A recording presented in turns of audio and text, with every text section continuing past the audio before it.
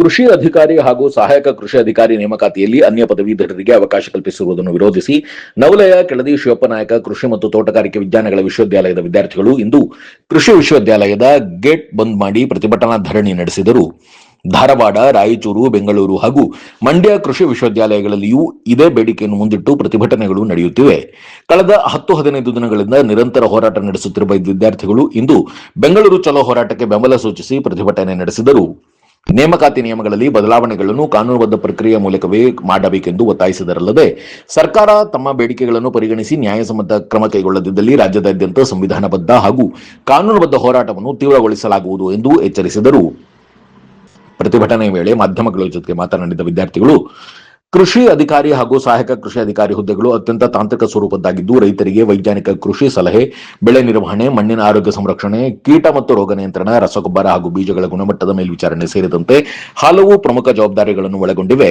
ಆದ್ದರಿಂದ ಭಾರತೀಯ ಕೃಷಿ ಸಂಶೋಧನಾ ಮಂಡಳಿ ಅಂದರೆ ICAR ಮಾನ್ಯತೆ ಪಡೆದ ಕೃಷಿ ಮತ್ತು ಕೃಷಿ ಸಂಬಂಧಿತ ಪದವೀಧರರಿಗೆ ಮಾತ್ರ ಈ ಹುದ್ದೆಗಳಲ್ಲಿ ಅವಕಾಶ ನೀಡಬೇಕು ಎಂದು ಅವರು ಆಗ್ರಹಿಸಿದರು.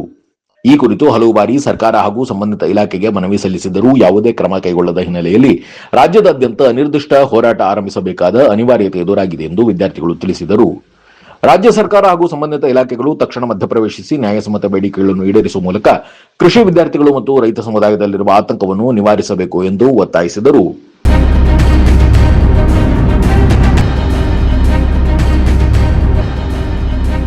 ಒಂದು ಸಣ್ಣ ಬ್ರೇಕ್ ನಂತರ ವಿದ್ಯಾರ್ಥಿಗಳು ಏನು ಹೇಳಿದ್ರು ಕೇಳೋಣ ಬನ್ನಿ.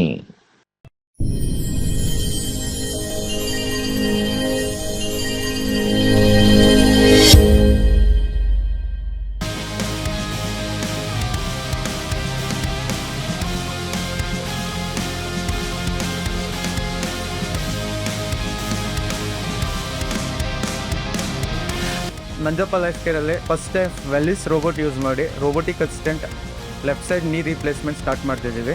ಆ system is directly from USA imported one.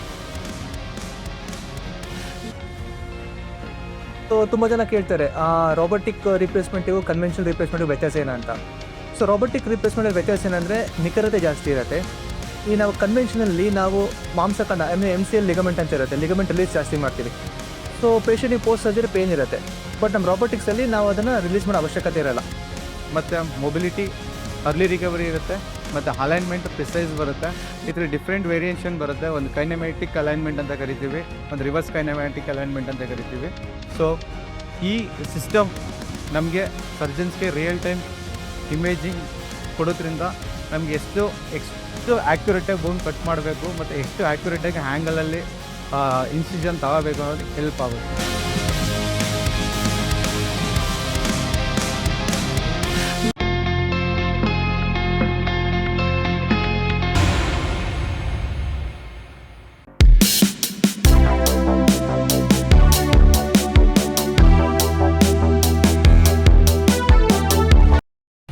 Okay sir, ನಮಸ್ತೆ ಸರ್. ನಾವು ಕೃಷಿ ಮಹಾವಿದ್ಯಾಲಯ ನವಿಲೆ ವಿದ್ಯಾರ್ಥಿಗಳು. ಇವತ್ತು ನಾವು ಈ ಧರಣಿ ಕುಂತಿರೋ ಕಾರಣ ಏನಂದರೆ ಸರ್, ವಿರುದ್ಧ ಮತ್ತು ಸರ್ಕಾರದ ವಿರುದ್ಧ ನಮ್ಮ ಆಕ್ರೋಶನ ವ್ಯಕ್ತಪಡಿಸೋಕ್ಕೆ ಸರ್. ಕಾರಣ ಇಷ್ಟೇ ಸರ್, ಈಗ ಆಲ್ರೆಡಿ AO ಮತ್ತು WO ನೇಮಕಾತಿನ ಸರ್ ಭಾಳ ವರ್ಷಗಳಿಂದ ನಿಲ್ಲಿಸಿದ್ರು, ಈಗ ಕರೆದಿದ್ದಾರೆ.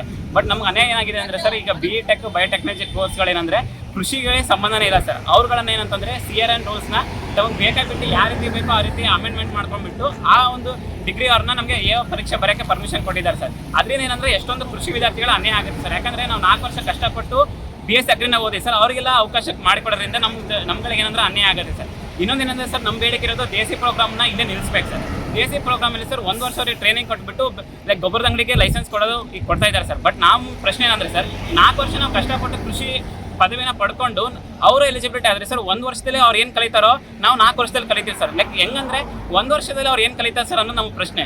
ಸೊ ಆ ರೀತಿ ಕೊಡೋದ್ರಿಂದ ರೈತ ಸಮುದಾಯಕ್ಕೂ ಕೂಡ ಅವರು ಒಳ್ಳೆ ರೀತಿಯಾದಂಥ ಒಂದು ಮಾರ್ಗದರ್ಶನ ಮಾಡ್ಕೊಡೋಕ್ಕೆ ಅವ್ರಿಗೆ ಎಲಿಜಿಬಿಲಿಟಿ ಇಲ್ಲ ಸರ್. ಇನ್ನೊಂದು ಸರಿ ಪ್ರೈವೇಟೈಸೇಷನ್ ಕೃಷಿಯಲ್ಲಿ ಸರ್, ಈಗ ಆಲ್ರೆಡಿ ಇರೋವಂಥ ಅಗ್ರಿಕಲ್ಚರ್ ಯೂನಿವರ್ಸಿಟಿಗಳಲ್ಲಿ ಸರ್ ಎಷ್ಟೋ ಇನ್ಫ್ರಾಸ್ಟ್ರಕ್ಚರ್ ಪ್ರಾಬ್ಲಮ್ ಇದೆ. ಇವರು ಪ್ರೈವೇಟೈಸೇಷನ್ ಸ್ಟಾರ್ಟ್ ಮಾಡಿ ಅಲ್ಲಿ NRI ಕೊಡೋದ್ರಿಂದ ಎಷ್ಟೋ ವಿದ್ಯಾರ್ಥಿಗಳು ಸರ್ ಜಾಸ್ತಿ ರೊಕ್ಕ ಕೊಟ್ಟು ಹೋಗ್ತಾರೆ.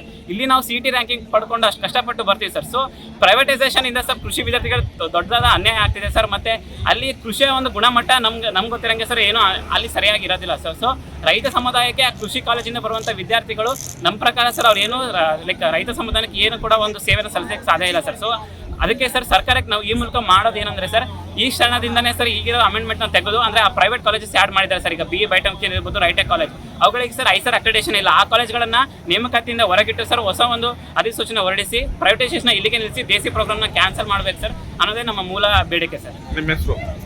ಸರ್ ನನ್ನ ಹೆಸರು ಪವನ್ ಅಂತೇಳಿ ಸರ್, ಈ ಮಹಾವಿದ್ಯಾಲಯದ ವಿದ್ಯಾರ್ಥಿ ಸರ್.